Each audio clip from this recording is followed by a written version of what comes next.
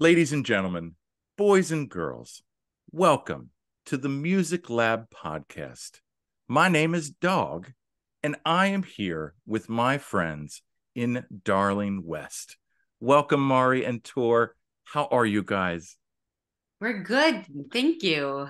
So great to be on your podcast. Yeah. Finally. I appreciate that. So let's take everyone back 2 months ago to South by Southwest, almost exactly 2 months ago. We see you guys play at the Paste Magazine showcase at the High Noon restaurant or bar or whatever. You blow us away, and then you literally go from there on this 2-month tour that just ended on Saturday. Talk Yes, about it. it's been a lot. No, it's so funny that you say it's only 2 months ago that we met at South by, because I feel like it has to be a year.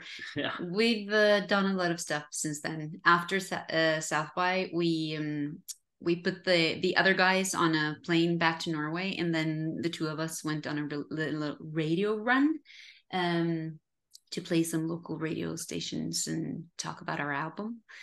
And that was very eventful. It's so great to be on the road in the States. It's very easy to travel compared to here, where you have to climb mountain for every new city that you want to go to. Americans are so welcoming, and we had like the best whiskey. Tour had a little thing in his throat, so at one of the radio stations we drank whiskey at 11 in the morning. Very exotic. Yeah. Therapeutic, right? For health reasons, obviously. For health reasons. Yeah. And then we got back home and prepared for our Norwegian tour. And in between that, we also we were in the studio with a record with one of our friends here in Norway, and did a award show like the Norwegian Grammys. Then we went on our Norwegian tour. Yes. I'm just listing all the things that we've done since we last saw you. Maybe not the most interesting way of talking on a podcast, but yes, that's the wrap. Yeah, and we also, because we in Norway, you can't really play shows every day like you can in the US or in the bigger European countries. So we've been playing from maybe Thursday through Saturday, and then traveling home on Sunday, and then we've been in the studio working on an album of Christmas songs. So we've basically been working every day, because we did this Norwegian national TV Christmas special in this December, and we made a lot of arrangements on traditional Christmas songs, so we wanted to make an album of those arrangements. And you're gonna have to do that in May if it's coming out in November. So you have to get into the spirit in May for a November and Christmas. Yeah. And the weather is so nice here right now. Yeah. And the studio that we record in, it has no light from outside or anything. And I hung a lot of Christmas lights and some ornaments and stuff just to make it feel Christmassy. And then you go outside and like, oh wow, it's blossoming. Oh wow. Yeah. So we're getting into the spirits a few hours a day. So I think that's a good segue for us. So you talked about the studio for the Christmas album. Talk about the studio that you recorded Cosmos, because I understand you did it on an island off of the mainland. Is that correct? Yeah, that's correct. There's this amazing studio called Ocean Sound Recording at an island called Giske on the west coast of Norway. It's just stunning scenery, and we went there to write basically. So we spent a week there writing and recording also. but because our band members have families, we kind of have to match our schedules. So we did most of the actual recording in the studio in Oslo, but the writing and some of the recording we did at that island. Yeah. And like so we put the groundwork that's for the album. Yeah. Kind of found the sounds and Can you share then any songs that were written at the studio for that off the album, or? Yeah, Cosmos is mostly written there. Yeah. I mean, felt very in touch with nature out there, and Wild Dreams is a song that we actually, the way we've been working before this record, the two of us have mostly been writing all the songs, and then we just come into the studio and we arrange it together. But this time we kind of thought it would be fun to include them a bit more in the process. So Wild Dreams is an example of where that happened. We were sitting outside. I had a riff on the guitar, and we tried to gather some thoughts about what it was going to be about and everything. And then Thomas went for a little nap. And then when he woke up, Chris and I and Tor had finished the song, or at least some of the song. And then that evening, every evening we sat in a jacuzzi, actually, outside the studio wall. They have a jacuzzi where you can just sit and enjoy the horizon, just looking over the ocean. It's beautiful. And then we finished the lyrics in there. Yeah. So we like to talk about how we wrote that song in a jacuzzi. Yeah. I think that's amazing. Amazing and inspiring. I want to see this studio in person now. Yeah, it's a really nice place, and I think it's kind of a high class Airbnb for musicians. Gotcha. They have a sauna there now as well, but they didn't have when we were there. So they're slowly upgrading. Yeah. So let's talk about the two songs on the album, and obviously I'd be remiss not to mention all of them because it's just a phenomenal album. Like you guys, it's got to be one of my favorite albums so far that's come out this year. Wow. But Light Ahead and Oh Love are the two songs to me that just, they're so like positive, and it's just a great vibe. And like, talk about how you were able to, come across that into a song, both of those songs in particular. I think the pandemic has something to do with it, I guess, because you had to kind of juggle a lot of new feelings.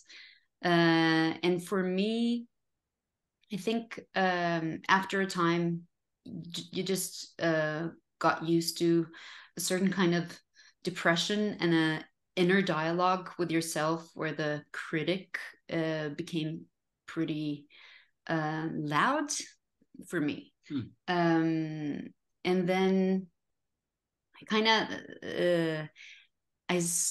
started to try to do something about it, and came across this Yoga with Adrian YouTube thing, which I'm addicted to it.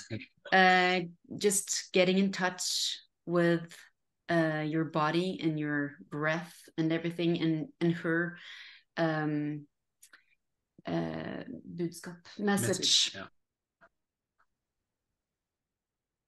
It's very much about just be kind to yourself, and just, she has even a quote like, cover yourself with a blanket of love. And at that time, for me, I really needed to someone encouraging me to be kind to myself and love myself as I am, and not give that much space to that critical voice. So that's where that song "Oh Love" comes from. Actually, it's about giving yourself space and cover yourself with a blanket of love. Yeah. It is a Uh, song that washes over you like it. So I'm feeling it. I'm feeling the feels. Matthew, what a talent, right? I mean, Delta Spirit is such a great band. We've seen them a couple times.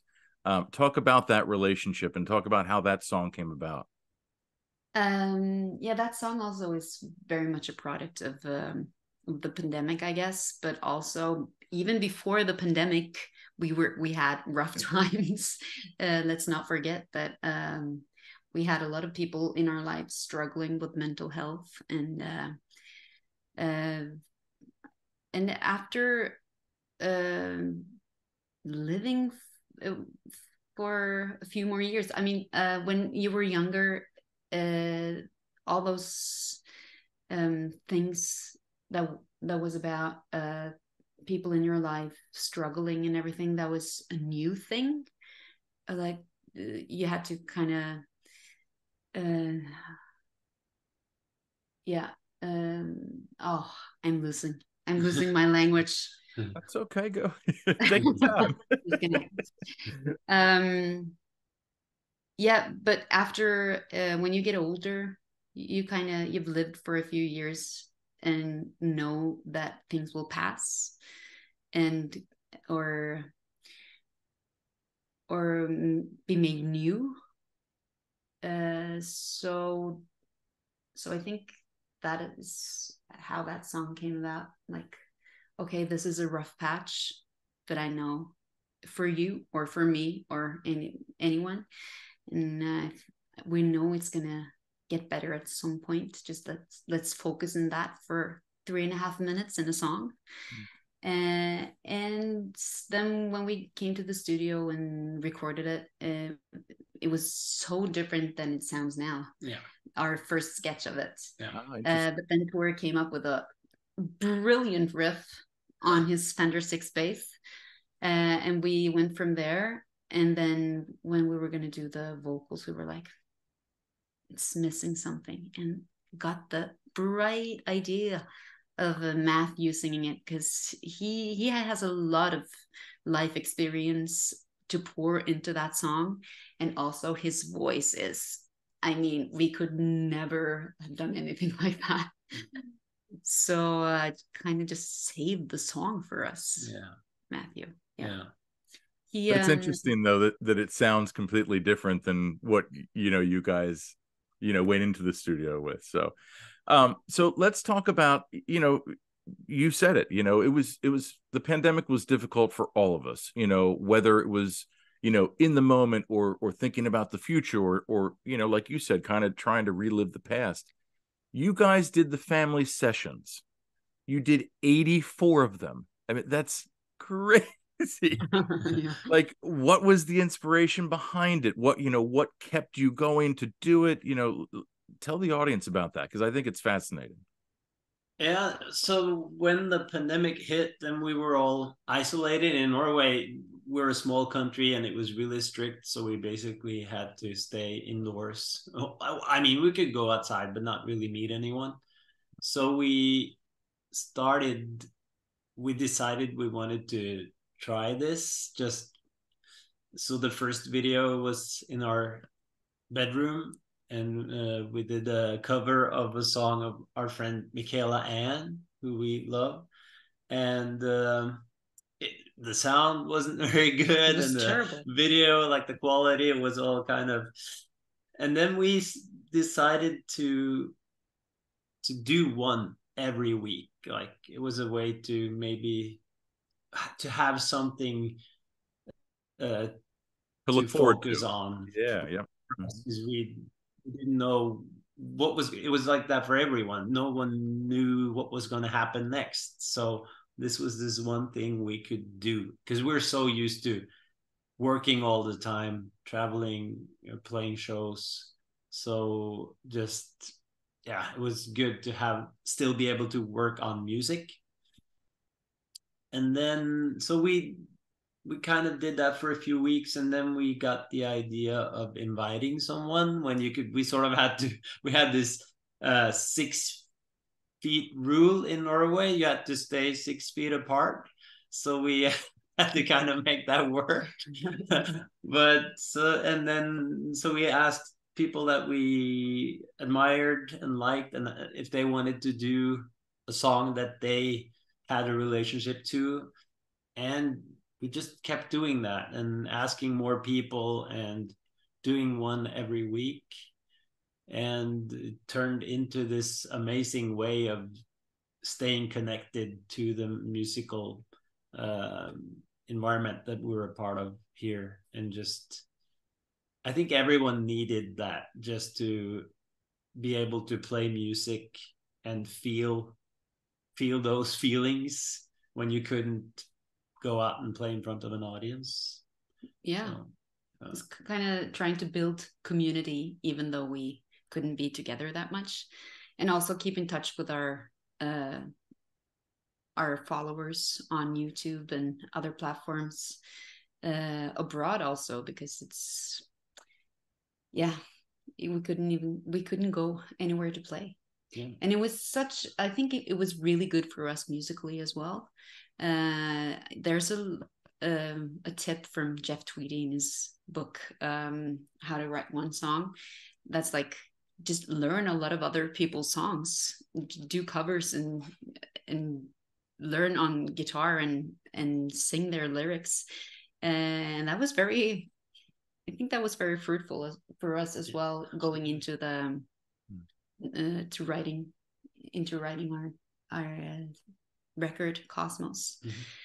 And just in a time where it would be so easy to just watch a lot of television. We did that too. Yeah. But just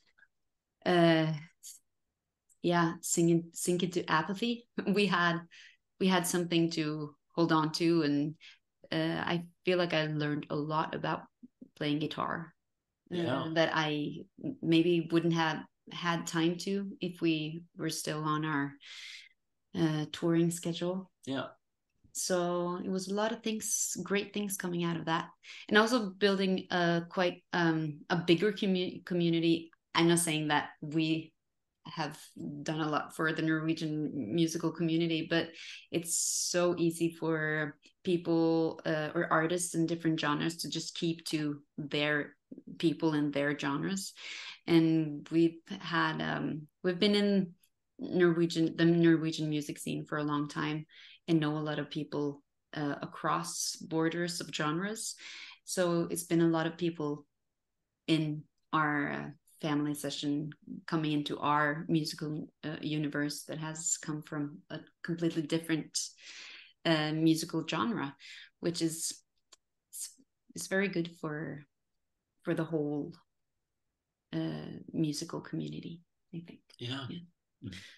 So what was your favorite cover then to do during the family sessions? Oh, that's such a hard question. It's like picking one of your kids. Yeah, right.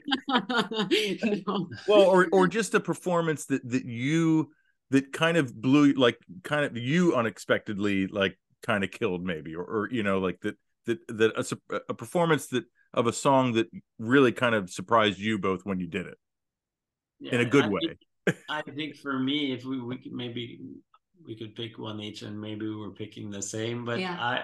I think the one with Sivert Høyem for me, Late for the Sky. Of course, that song is amazing, and he's like a big rock star, and just the fact that he wanted to do that song and play with us and be part of that, and there's this magic because we don't really rehearse a lot. We just meet and drink some coffee, and then we sit down and tune, and we do a take, and maybe that's it, or maybe we feel we need to do one more. And there was just this magic in the room, for me at least, that was just unique. Yeah, and his voice is just, I think we did a couple of more takes actually on that song, but we ended up with the first take. So that was the one I was going to pick as well. But also doing Fleetwood Mac's Everywhere with a Norwegian singer called Ingebjørg Bratland. She normally sings in Norwegian, but she did this in English so well. Peculiarly. And also maybe mostly because the arrangement that Tor did on his guitar. A lot of these covers, I'm just amazed by Tor's creative mind when it comes to making things new. It would be so easy to just do some riffs. We normally, or we try to kind of ivareta. Keep the original some of the original riffs and everything, because that's part of the song. But coming up with something new to add to that, to make it our own, that's like, he's so good. He's so good at it. Well, I will tell you, the song that really, for me, Tor, like that is a highlight for you is the song Can't Help It. Like that like jam at the end, like it kind of has like a little like jam band kind of quality to it. Like, you know, a little fish, little goose, you know. I'm like, all right, we got, you know, yeah, that song just, it's so good. So talk about that. Like, talk about the inspiration behind that song and like that riff. Yeah, thank you. Well, we've definitely been listening to a lot of that kind of music.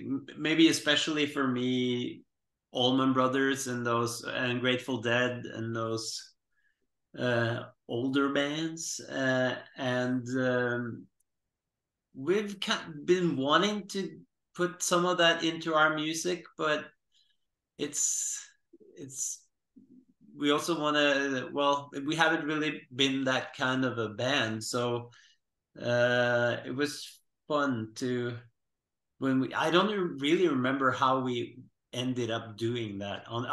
How we, is that free part on the album as well? Yeah. Okay.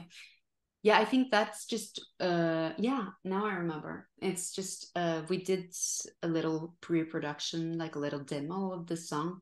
Okay. Where we went into the like real studio to do the whole record, and we did the bass Fender 6 just straight into a DI, so Tor can just play around a little at the outro of the song, and then we tried to redo it after in the other studio with just miking up an amp and do it like more proper.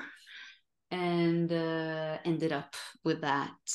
Yeah, we had to take the original demo and put it into the recording because we just couldn't replicate how it sounded the first time we did it. It was also this one take thing. So there's something about that immediacy, I guess. That's yeah, it's hard to recreate, and that's also the magic of the jam band scene.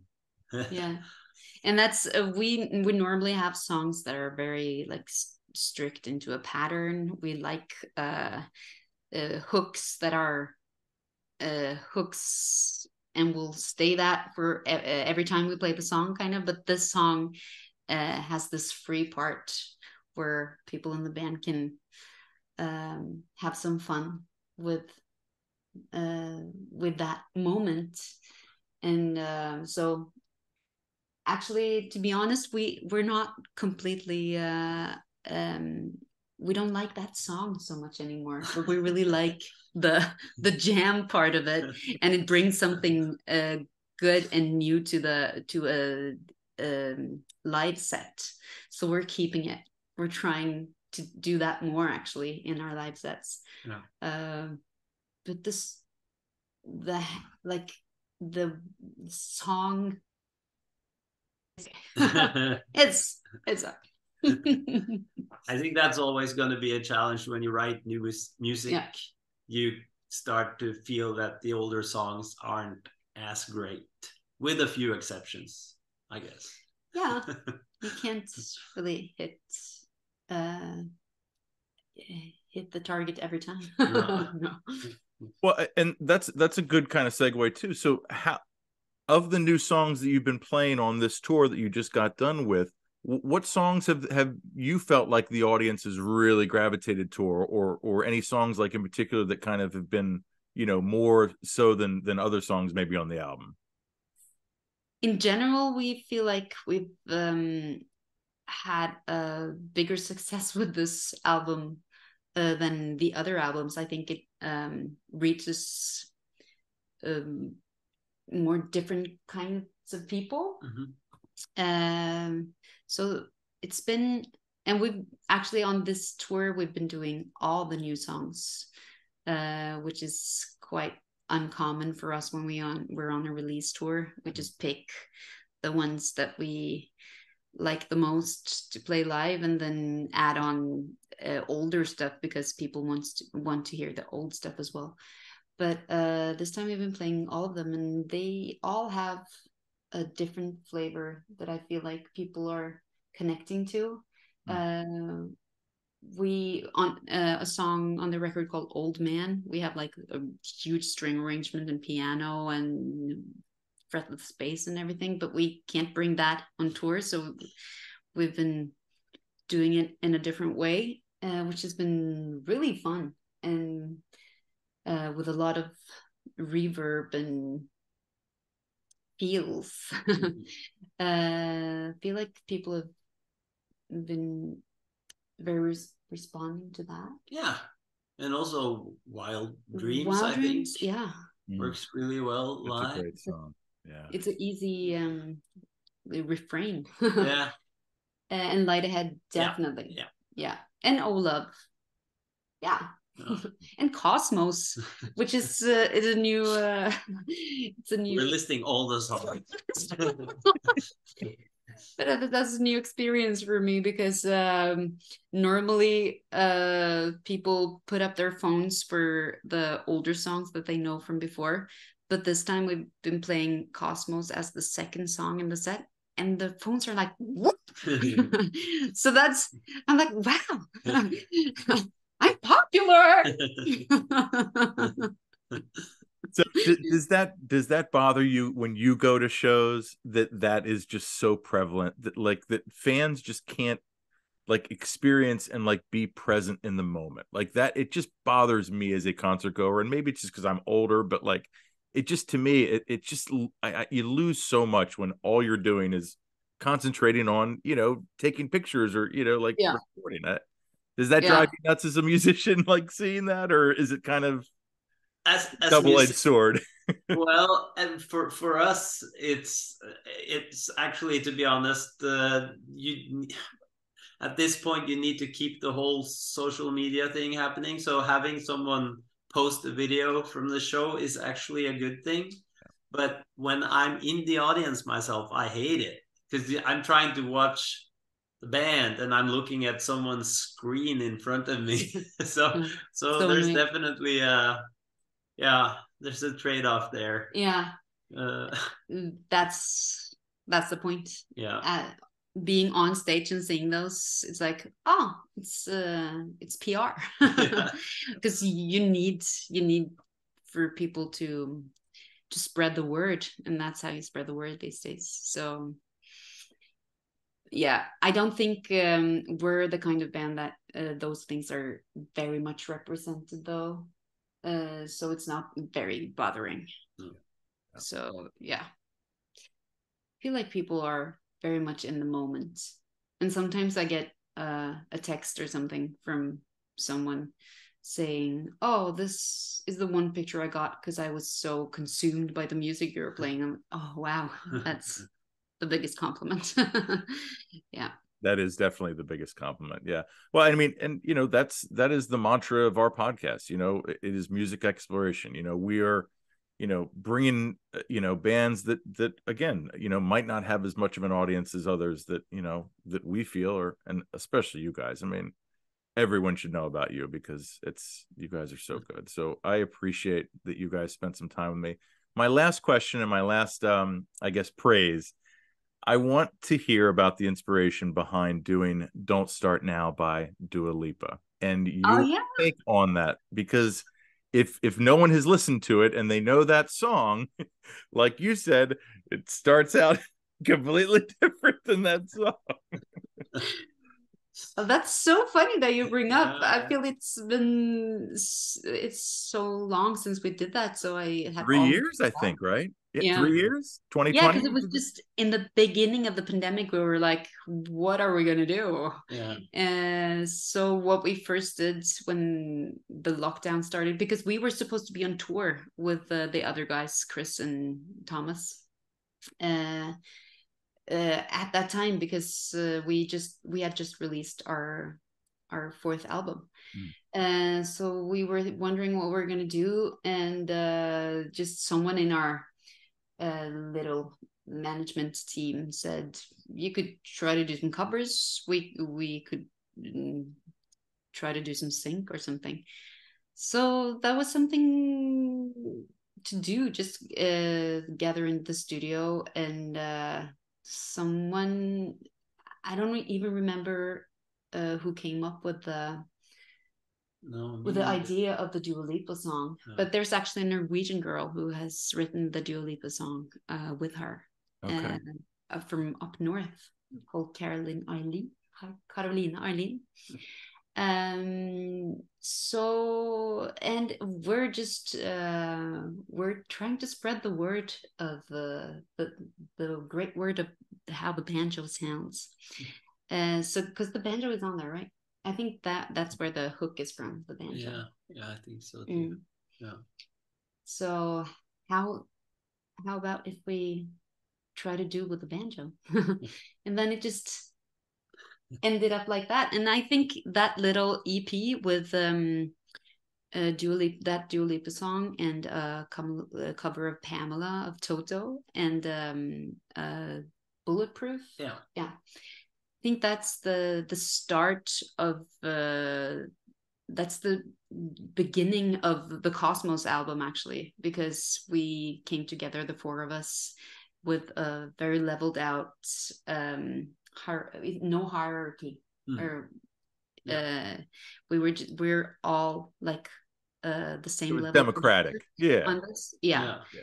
And everyone could pitch in with what they wanted things to sound like, and that's how we kind of came into this flow of producing things together and pitching ideas with each other and having respect for each other's taste and ideas.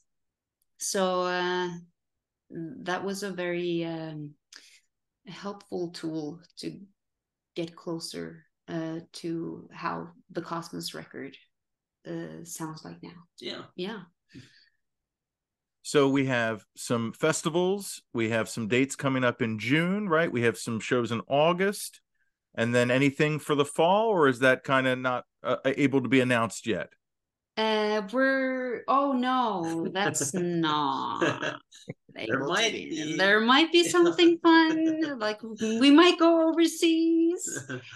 Yeah. Okay. We're always looking for opportunities to come to the States and play. So that might happen in September. But just in general, we've been working pretty hard the last year and year and a half. So we might try to go up in the mountains and have some vacation or write some songs soon. Maybe probably well deserved. Yeah. Maybe the fall will be the time for that. Yeah. Sounds good. Well, guys, thank you so much for doing this. Ladies and gentlemen, this is Darlene West, Marry and Tour. Thank you so much. This has been the Music Lab podcast. I'm Dogg. Peace and one love. Thank you so much. I will stop recording and we're good to go. Guys, thank you so much. That was